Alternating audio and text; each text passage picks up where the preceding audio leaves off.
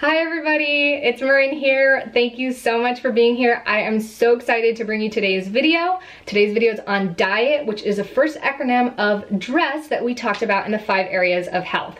That video is up there, or you can check it in the link below. Sorry this has taken so long to get to you guys. I've lost this clip, like I don't know how many times I've filmed this, but this is not gonna happen today. You're going to get this video. And before I get started, I wanna let you guys know there are all different types of diets out there. I'm not here to let you know which one's the best one for you or which one is the solution or the perfect diet for everybody in the world. In fact, what I wanna do is bring you guys some tips and ideas that will help you better understand your body so that you can begin to develop dietary practices and nutritional understandings that is best for you. And the best way that I like to recommend this is to start by doing some blood tests. You can start by your blood type. Some people like to start there and kind of work their way out and figure out which one's best for them, but I really recommend doing food sensitivity and allergy testing. That way you're able to see which foods you may or may not know are causing more harm than good. Also, I want to let you guys know that when it comes to your physical well-being, I truly believe this is a huge, important factor to living the best life possible and becoming the best person that we can be, because this is our vehicle in which we perceive and receive and function throughout our lives. So it's really important to make sure that our vehicle is in really good shape so that we can ultimately live and perform the best as we go out there. I know that makes sense to you, and that's something that I preach a lot, but I just wanted to make sure that you guys understand our hormones are based on our diet and our lifestyle practices. So the whole point of the series is to make sure that we understand how to fine tune that and improve it as we go along the way. So step 1 is something that I've covered lightly in other videos, but that is to remove all food culprits that can cause issues. And this is something that I don't expect you to do right away or cold turkey on everything, but it was something that was introduced to me when I was sick and ended up having amazing results. And so these top 5 foods cause a lot of problems, especially if you consume them regularly or large amounts of them. And what we want to do is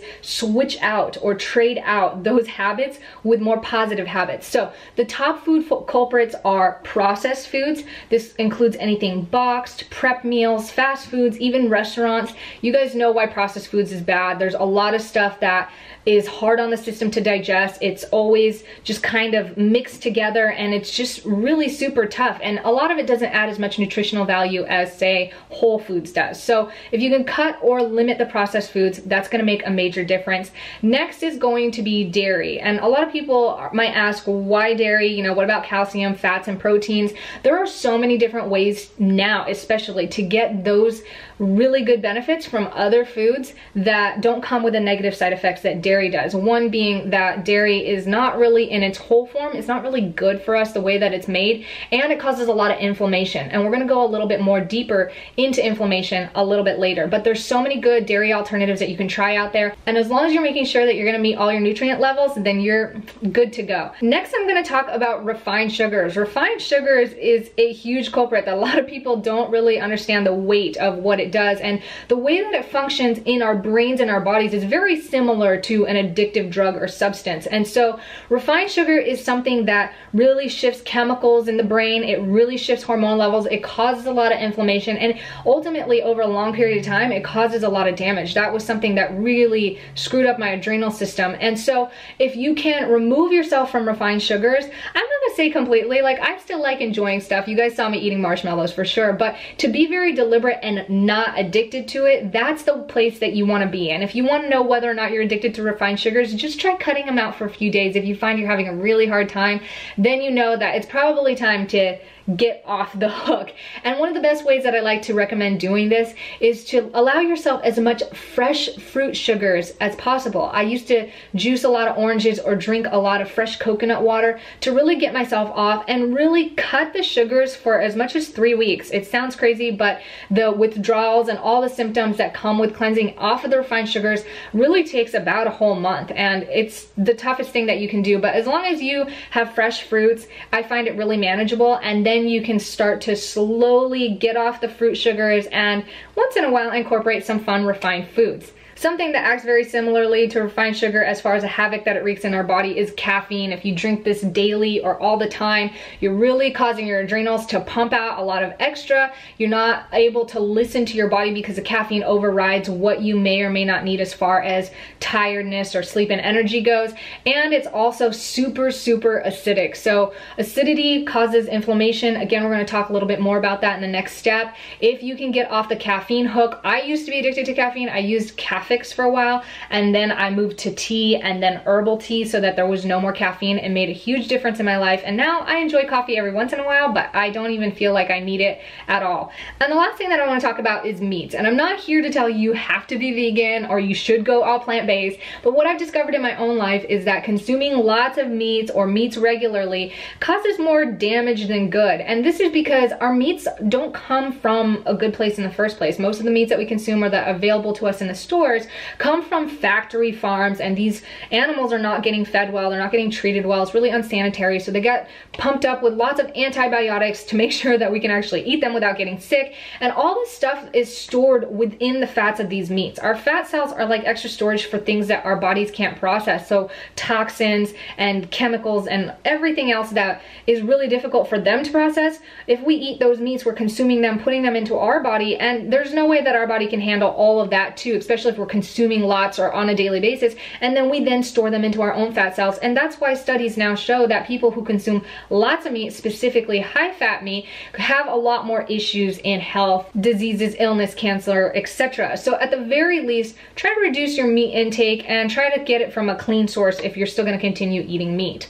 The next step I want to talk about is understanding your pH balance in your body, and this is so important. We talked about inflammation, and pH balance talks about how acidic our body or our blood levels are, and when we're in an acidic environment, acidity tends to promote inflammation and create sort of a fertile soil for illness and disease to take place. It also increases issues like soreness, achiness, if you have arthritis, all that sort of thing. We don't want to be inflamed because our body in an inflamed state is in a digressing state. So we want to make sure that we're in an alkaline healing state, which for us is around 7.0. We can be too alkaline, but most of the time we don't have to worry about that because most of what we put in our mouths are acidic forming. This really comes down to the mixture of foods. A lot of people want to say like, well, an orange is good and a salad is good, but if you mix an orange and salad, it becomes highly acidic forming. And so understanding what the concoction, or I like to say it's kind of like a science experiment. Once you mix all the chemicals together and put it in the pot,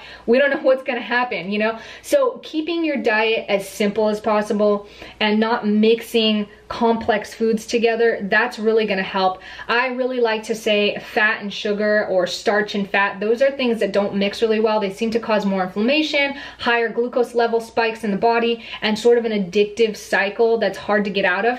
And so for me, what works for me is I like to start with high sugars, fresh fruits in the morning, move into more of my fresh veggies and salads in the afternoon, then introduce a little more starch and grain towards the mid-afternoon, and then eat my higher fats like my avocados, coconut yogurt, oils, or any of those things in the evening before bedtime. And my body seems to process it really well that way. But again, play around with it and see what works well for you. Some people, they like different types of timing, and this is what I'm going to talk about for step 3, is understand your timing and get to know what works best for you. A great example of this was when I was trying to lose weight, and yes, I was overweight at some point in my life. I ate 5 to 6 small meals a day, and that really helped me lose weight for a long time. But there got to a point a few years later where it became really stressful to try to make myself eat 5 to 6 times a day, and I didn't realize it was because I wasn't hungry, like I really didn't need it. And while it worked for me in the beginning, I realized that I didn't have to eat so much later, and then I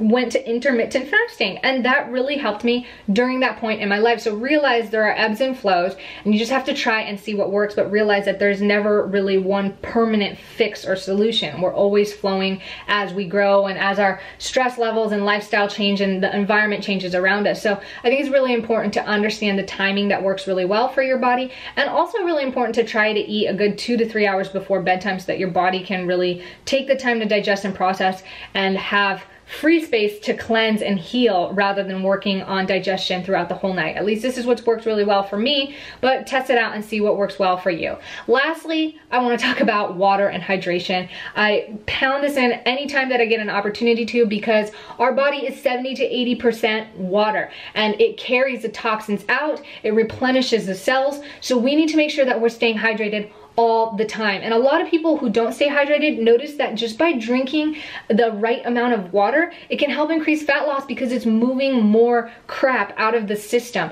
and you're replenishing your cells. It just feels good, and it's not holding on to like whatever water it can get, because water retention occurs from not drinking enough water. So the amount of water you want to drink is at least half of your body weight in pounds converted to ounces. So if you weigh 150 pounds, you want to drink at least 75 ounces a day. If you live in a hot, dry area like I do, or you're super active and you sweat a lot like me, I always recommend drinking your body weight in pounds converted into ounces. And so it feels really good. You really want to make sure you don't guzzle it all in one sitting. You got to drink it throughout the day. I usually drink half of mine throughout the day and then the other half at night. You'll find a system that works for you, and in the beginning you might feel like you have to pee all the time. Don't worry, that goes away after about a week as long as you stay consistent.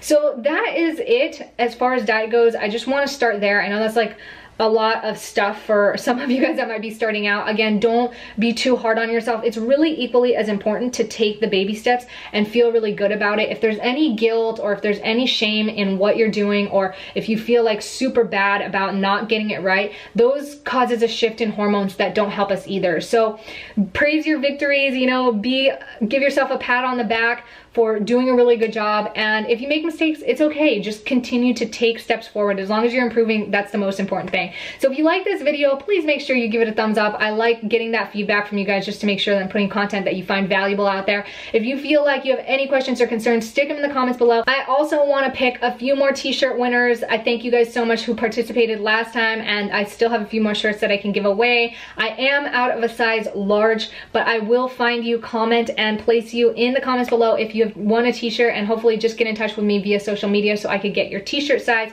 and the address that I need to send it to. I love you guys. Thank you so much for being here. Be good, be great, be grateful, and have yourself a nice day. I will see you in the next video. Ciao.